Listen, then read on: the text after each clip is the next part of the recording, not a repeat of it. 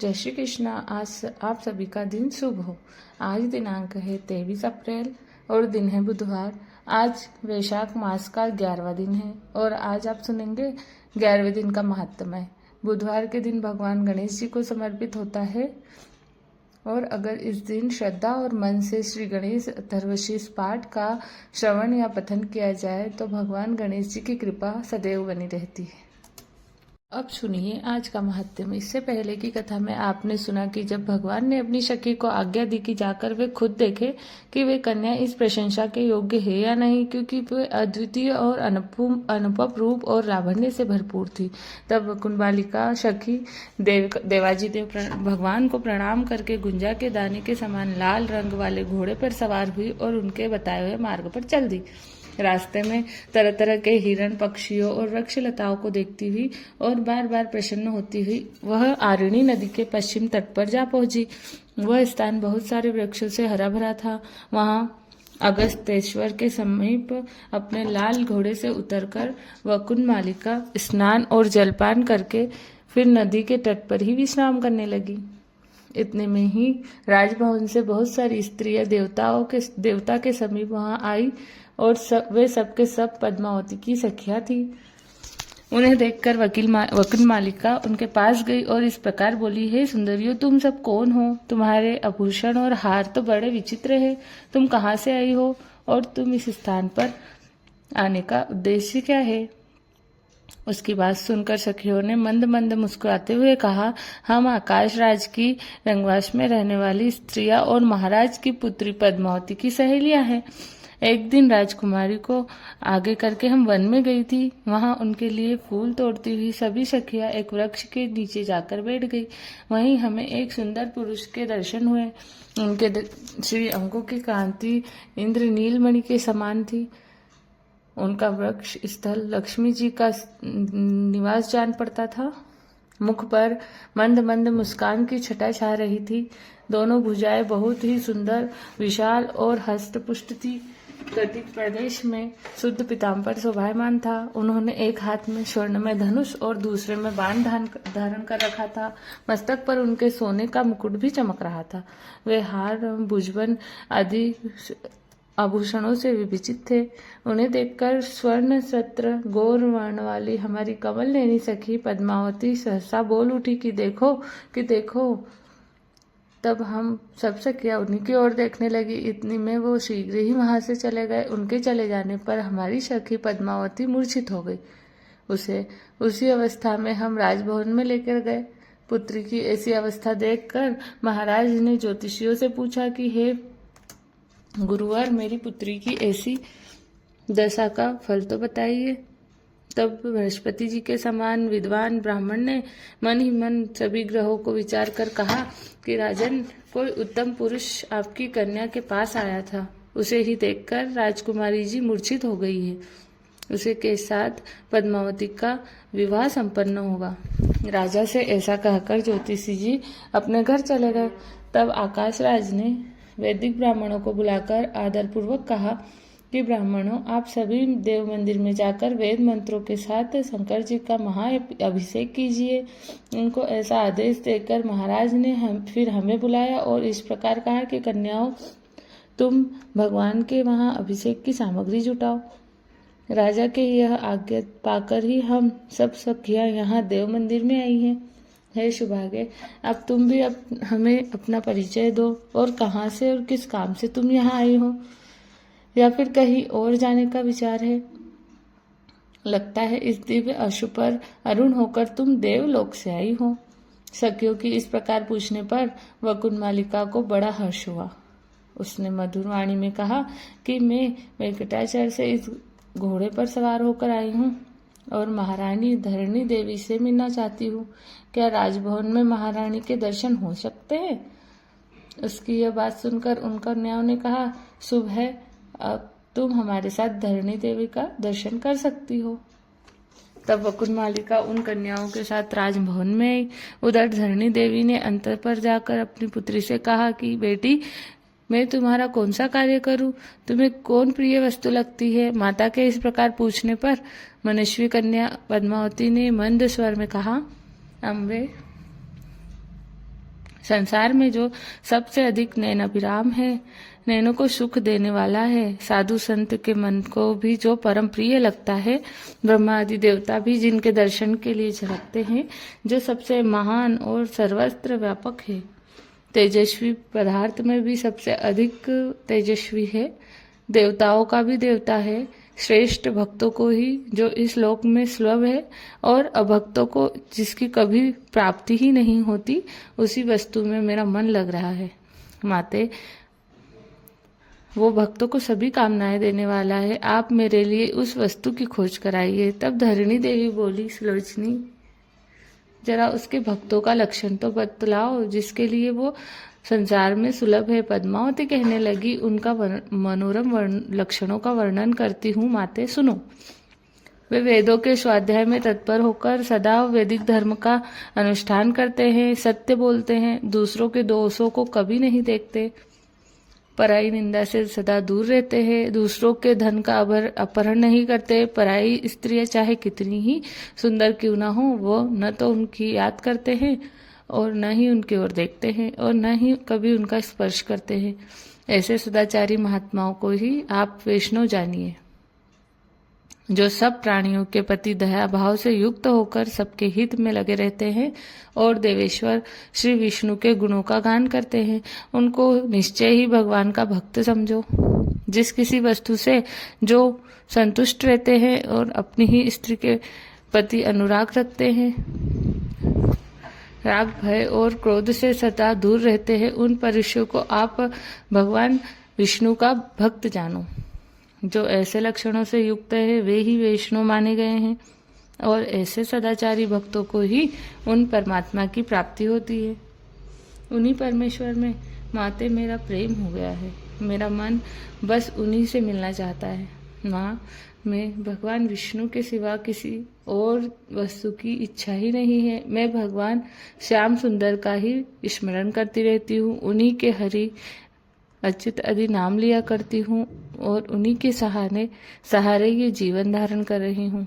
इसलिए जिस प्रकार भी किसी भी तरह उनसे संबंध हो सके ऐसा कोई उपाय सोचिए।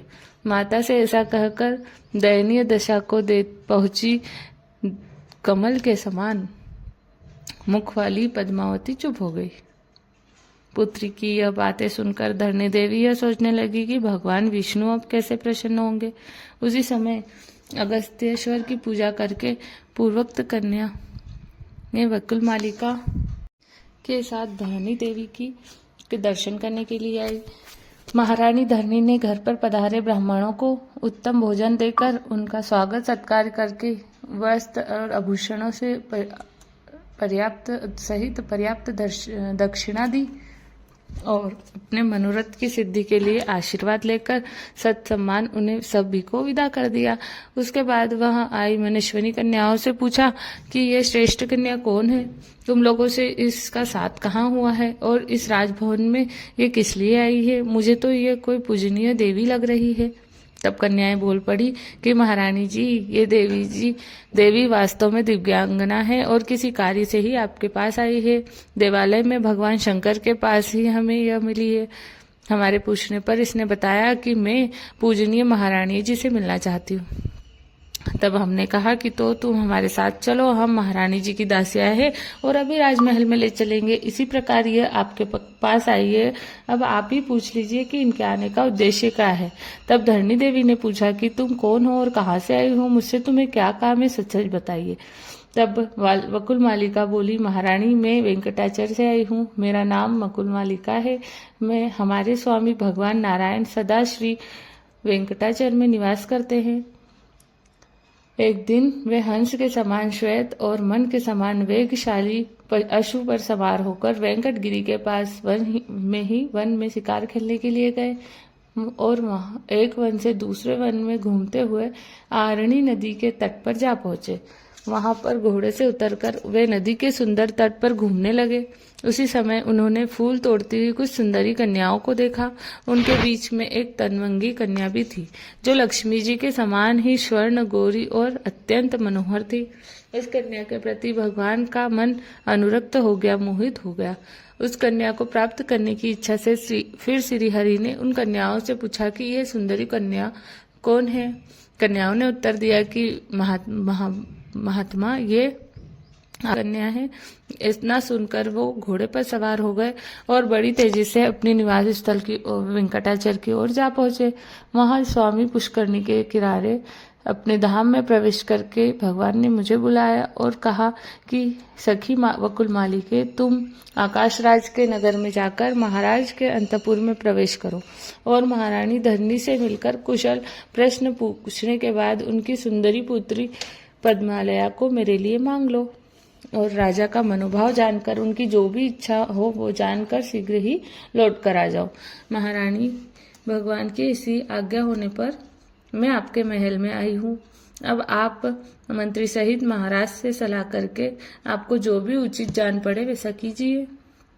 वकुल मालिका की बात सुनकर महारानी धरणी बहुत प्रसन्न हुई। उन्होंने आकाशराज को बुलाया और पद्मालया के पास जाकर मंत्रियों के बीच में उनकी कही हुई सारी बातें कह सुनाई। सुनकर राजा भी अत्यंत प्रसन्न हुए और मंत्रियों तथा पुरोहितों से बोले कि मेरी पुत्री पद्मालया दिव्य रूप वाली अयोनिजा कन्या है। उसके लिए वेंकटाचल निवासी देवाजी देव भगवान नारायण ने याचना की है। आज तो मेरा मनोरथ पूर्ण हो गया। बताइए आप लोगों की क्या राय है। महाराज का उत्तम वचन सुनकर सभी मंत्र बोले, राजन, ऐसी बात है तो हम सब लोग तो कृतार्थ हो गए। इस संबंध से आपका यह कुल सबसे उन्नत होगा। आपकी अनुपम कन्या साक्षात भगवती लक्ष्मी जी के साथ आनंद पूर्वक रहेगी। आप इसे देवाजिदेव सारंग धनुषधारी महात्मा श्री विष्णु को समर्पित कीजिए। यह शोभामय वसंत ऋतु है। इसमें इस शुभ कार्य का अनुष्ठान जल्दी ही कर जाना चाहिए। बृहस्पति जी को बुलाकर आप बस विवाह के लिए लगन निश्चित करें। इसके बाद बहुत इच्छा कहकर आकाशराज ने देवलोक से बृहस्पति जी को बुलाया और वर कन्या के लिए लगन पूछा। हे ब्राह्मण, कन्या का जन्म नक्षत्र वृक्षरास है और वर कश्यप है, इसलिए इन दोनों का विवाह संबंध का विचार कीजिए। तब बृहस्पति जी कहने लगे कि वर और कन्या दोनों के सुख के वृद्धि के लिए ज्योतिषियों ने उत्तरा फाल्गुनी नक्षत्र को सर्वश्रेष्ठ माना है। इसलिए वैशाख मास के उत्तरा फाल्गुनी नक्षत्र में दोनों का ही विधि पूर्वक विवाह कार्य संपन्न किया जाए। यह सुनकर राजा ने बृहस्पति जी को पूजा करके विदा कर दिया और भगवान की दूती से कहा कि अर्थात सखी से कहा कि सुबह तुम भगवान के निवास स्थान को जाओ और उन देवाजिदेव नारायण से कहो कि वैशाख मास में यह मंगल कार्य संपन्न होगा। आप वैवाहिक मंगलाचार्य संपन्न करके यहाँ पधारे। देवी इस प्रकार देवी का रूप प्रेय करने वाली शुक रूपी दूत को वकुल मालिका के साथ भेजकर आकाशराज ने अपनी पुत्र को वायु, इंद्र आदि देवताओं के बुलाने के कार्य में नियुक्त कर दिया। साथ ही विश्वकर्मा जी को बुलाकर अपने नगर की सजावट के कार्य में लगाया। विश्वकर्मा जी ने पल भर में ही अपना कार्य पूरा कर दिया। उधर वकुल मालिका अशुभ पर सवार होकर शुभ के साथ प्रस्थान कर गई और वेंकटाचल पर पहुंचकर देवालय के समीप घोड़े से नीचे उतरी और सुख को अपने साथ लेकर मंदिर के भीतर गई और वहां सुंदर नेत्रों वाले भगवान नारायण को लक्ष्मी जी के साथ रत्न सिंहासन पर विराजमान देखकर प्रणाम करके प्रसन्नता पूर्वक बोली कि प्रभु, वहां का कार्य तो मैंने पूरा कर लिया। उधर से मांगलिक वार्ता करने के लिए ही ये शुभ मेरे साथ आया हुआ है। तब भगवान की आज्ञा पाकर सुख ने उन्हें प्रणाम किया कि उन्होंने फिर इस प्रकार कहा कि हे माधव, भूमि कन्या पद्मावती ने आपके पास ये संदेश भेजा है कि मुझे स्वीकार कीजिए। रमापते मैं आपके ही नाम लेती हूँ, आपकी ही स्वरूप का सदैव स्मरण करती हूँ। हे मधुसूदन, आपकी प्रसन्नता के लिए ही मैं सब कार्य करती हूँ। मेरे इस काम में पिता और माता की भी सहमति है, इसलिए हे देवेश, मुझ पर कृपा करके मुझे स्वीकार कीजिए। सुख का यह प्रिय वचन सुनकर श्री हरि कहने लगे कि सुख जाओ और पद्मलया से इस प्रकार कहो कि देवी श्री नारायण देव ने कहा है कि मैं देवताओं को साथ लेकर मंगलमय विवाह कार्य संपन्न करने के लिए अवश्य आऊंगा। भगवान का यह वचन सुनकर और प्रसाद रूप से दी हुई उनकी वरमाला लेकर वे शीघ्र ही आकाशराज की कन्या के पास लौट गया। उसने कस्तूरी की सुगंध से युक्त वो तुलसी माला राजकुमारी को देकर प्रणाम किया और भगवान का शुभ संदेश भी कह सुनाया। सुनकर उस प्रसाद माला को हाथ में लेकर पद्मालया ने उसे मस्तक पर चढ़ा लिया और भगवान के आगमन की प्रतीक्षा करती हुई योग्य आभूषण धारण कर लिए। आकाशराज ने भी आनंद मगन होकर चंद्रदेव को बुलाकर आदरपूर्वक कहा, हे राजन, आप नाना प्रकार के सरस भोजन तैयार कीजिए जो भगवान विष्णु को भोग में आने योग्य हो। उत्तम से उत्तम अन्न की व्यवस्था होनी चाहिए। इस प्रकार प्रबंध करके भगवान के आने की प्रतीक्षा करते हुए आकाशराज बहुत ही प्रसन्न मन से राजसभा में बैठे हुए थे। इसके बाद देवाजीदेव नारायण ने लक्ष्मी जी को बुलाकर कहा, हे कल्याणमयी देवी, अपनी सखियों को आज्ञा दो और वैवाहिक कार्य संपन्न करो। भगवान का यह वचन सुनकर लक्ष्मी देवी ने सखियों को बुलाया और सभी को अपने आवश्यक कार्य करने के लिए की आज्ञा दी। तभी प्रीति देवी ने सुगंधित तेल लिया और श्रुति देवी रेशमी वस्त्र लेकर भगवान के समीप खड़ी हुई। स्मृति भी तरह तरह के आभूषण लेकर प्रसन्नता पूर्वक उपस्थित हुई। धृति ने दर्पण हाथ में लिया, शांति ने कस्तूरी को प्रस्तुत किया, लज्जा देवी यक्ष कर्दम लेकर भगवान के सामने खड़ी हुई। यक्ष कर्दम अर्थात कपूर, अगर और कस्तूरी कुमकुम से बनी हुई अंगरग सामग्री को यश कर्दम कहते हैं। कीर्ति ने सोने का पट और रत्नमय मुकुट हाथ में लिया। सची ने छत्र लगाया। सरस्वती देवी चमर डुलाने लगी। गौरी देवी ने दूसरा चवर हाथ में ले लिया। विजया और जया पंखा चलने लगी। इस प्रकार सभी देवियों को वहां उपस्थित देखकर लक्ष्मी देवी ने शीघ्रता पूर्वक उठकर सुगंधित तेल हाथ में लिया और भगवान के मस्तक से लेकर सभी अंगों में उसे लगाकर सुगंधित चूर्ण से उपटन किया। इस प्रकार श्री नारायण देव के सभी अंगों को भलीभांति मलकर आकाश गंगा आदि तीर्थों से भरकर लाए हुए 100 स्वर्णमय कलश मंगवाए और उनमें से एक एक को लेकर उसके जल से भगवान का अभिषेक किया।